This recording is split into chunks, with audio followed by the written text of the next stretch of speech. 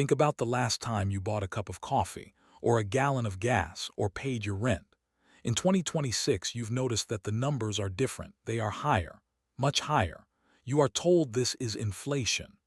You are told it's because of supply chains or geopolitical unrest or the ghost of a pandemic that happened years ago.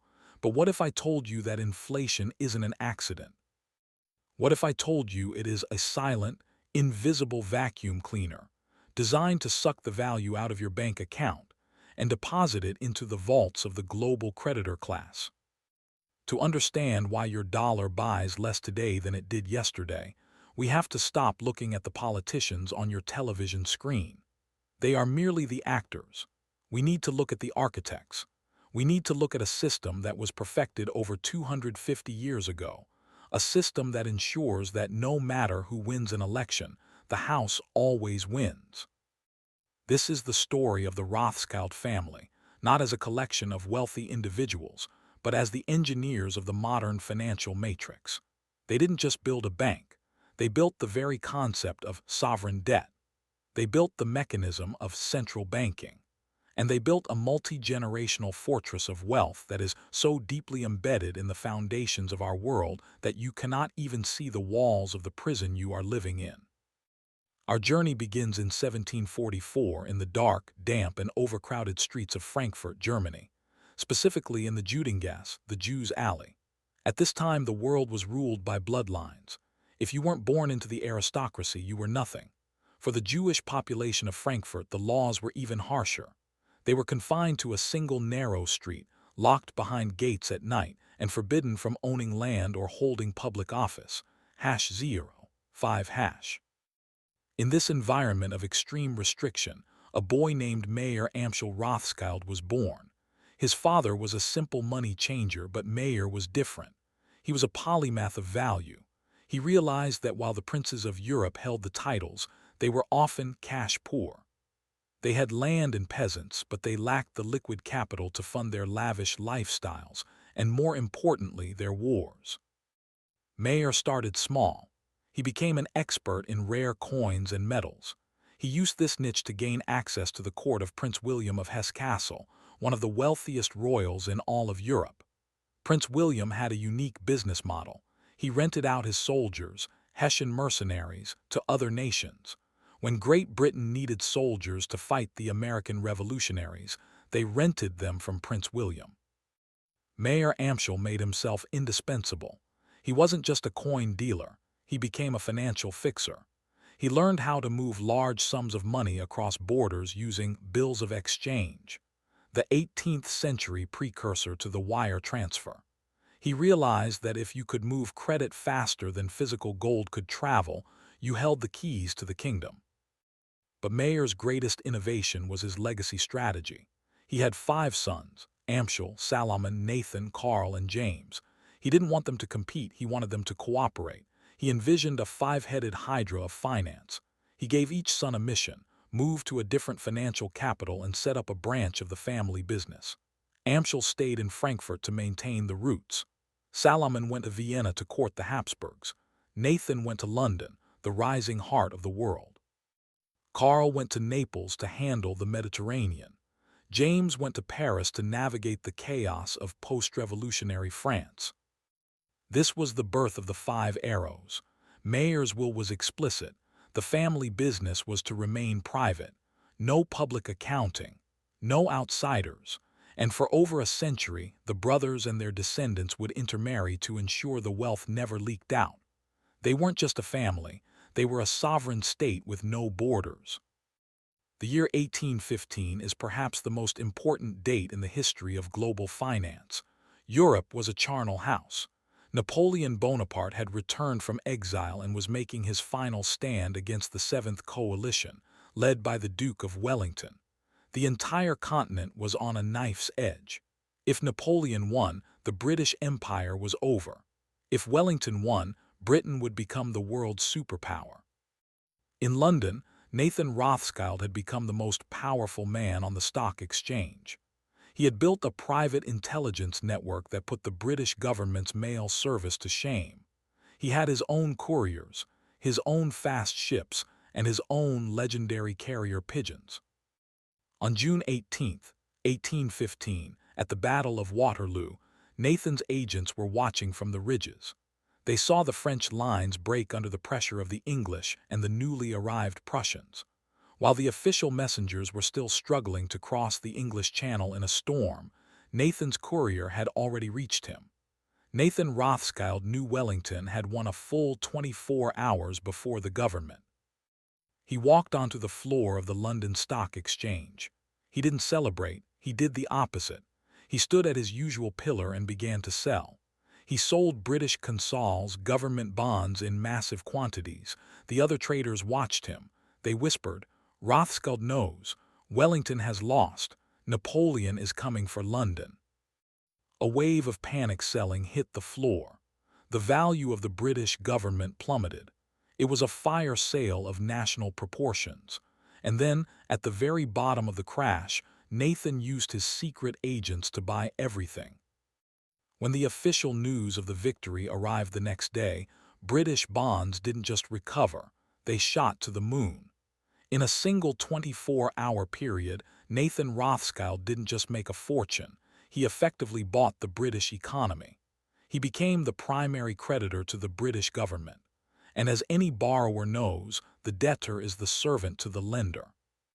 To understand why this matters to you in 2026, we have to look at the mathematics of the trap. The Rothschilds perfected the concept of consols, perpetual bonds. These were loans that the government never had to pay back the principal on as long as they kept paying the interest. This is the aha moment. A bank doesn't actually want you to pay off your loan. They want you to stay in debt forever, paying interest month after month, year after year. Now apply that to an entire nation. If a government can perpetually borrow money to fund wars, build infrastructure, or buy votes, they will do it. But who provides the money? Not the taxpayers. The taxpayers only provide the interest.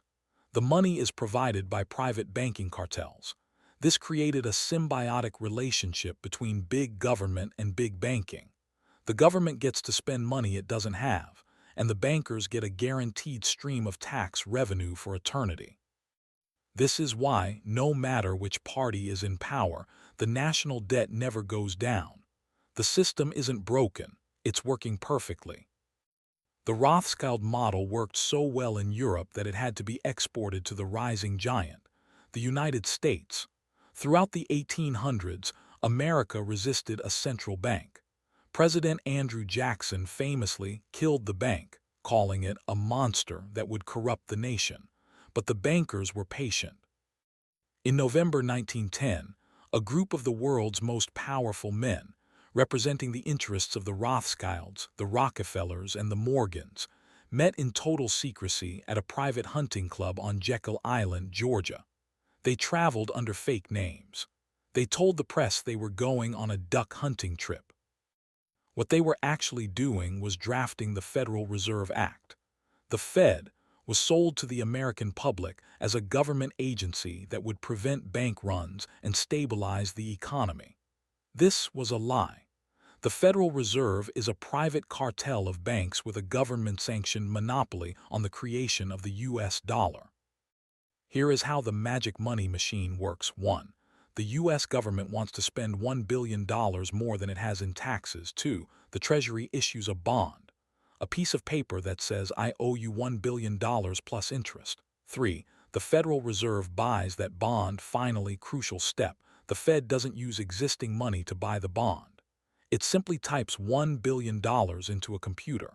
It creates the money out of thin air. This is fiat currency. But here is the catch. The Fed creates the $1 billion, the principal, but it does not create the interest. If the only money in the world is the $1 billion created by the Fed, where does the government get the money to pay the interest? It has to borrow it again from the Fed. The debt is mathematically impossible to repay. It is designed to grow until the end of time. Now let's look at your life today. In 2026, the U.S. national debt is hovering around $39 trillion. The interest on that debt alone is over $1.2 trillion a year. Where does that money come from? It comes from you.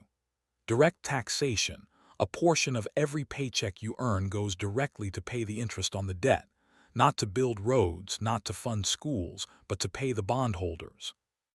Inflation, the hidden tax. When the Fed creates trillions of dollars to buy government debt, it increases the total supply of money. When there is more money chasing the same amount of goods, houses, food, cars, the price of those goods goes up. Inflation is a transfer of wealth. It takes the value out of the dollars in your savings account and transfers it to the people who get to use the new money first, the banks and the government. By the time that new money reaches you in the form of a raise or a stimulus check, the prices of everything have already gone up to compensate. You are running faster and faster on a treadmill that is being accelerated by a central bank. This is the 21st century version of the Frankfurt ghetto. You aren't locked behind iron gates at night, but you are locked behind a debt-to-income ratio that ensures you can never truly be free. People often ask, if the Rothschilds are so powerful, why aren't they on the Forbes billionaires list? The answer is simple. Wealth that is visible is wealth that can be taxed or confiscated. The Rothschilds mastered the art of control without ownership. They moved their wealth into a labyrinth of private trusts, foundations, and offshore holding companies. They don't need to be the CEO of a bank.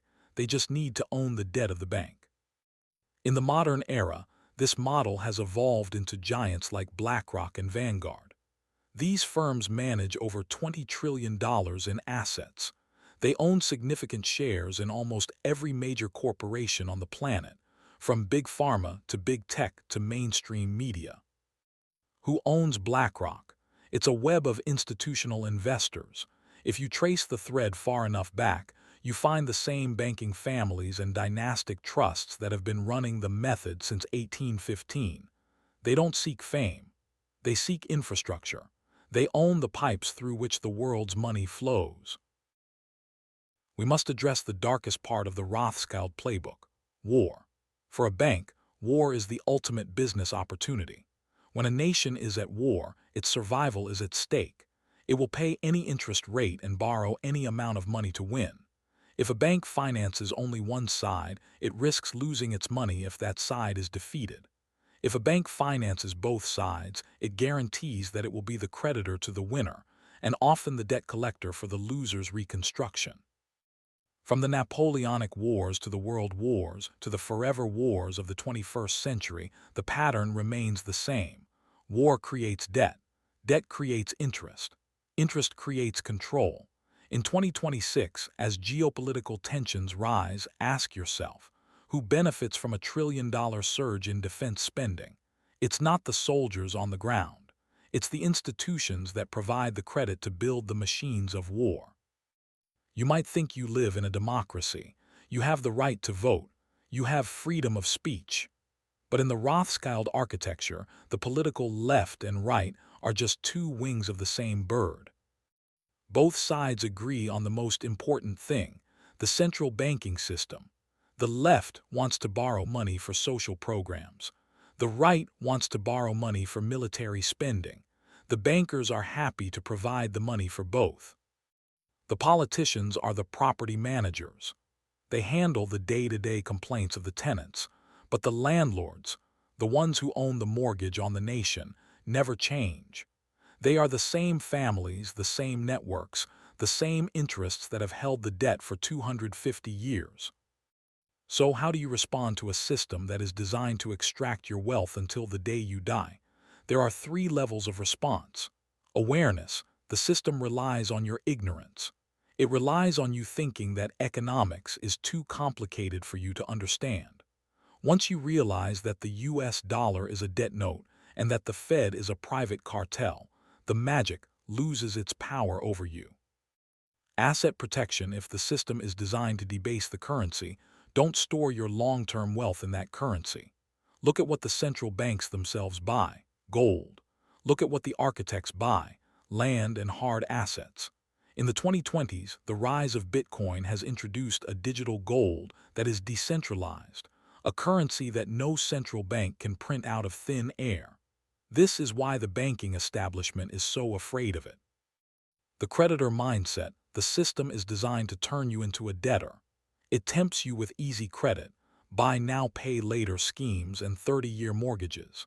Every time you take on debt, you are signing a contract to give a portion of your future life energy to the architects. To be free, you must strive to be a creditor, someone who owns assets that produce value, rather than a debtor who owes value. Mayor Amschel Rothschild died in 1812, but his spirit is more alive today than ever before. He proved that the greatest power in the world isn't the power to lead men, but the power to own the debt of men.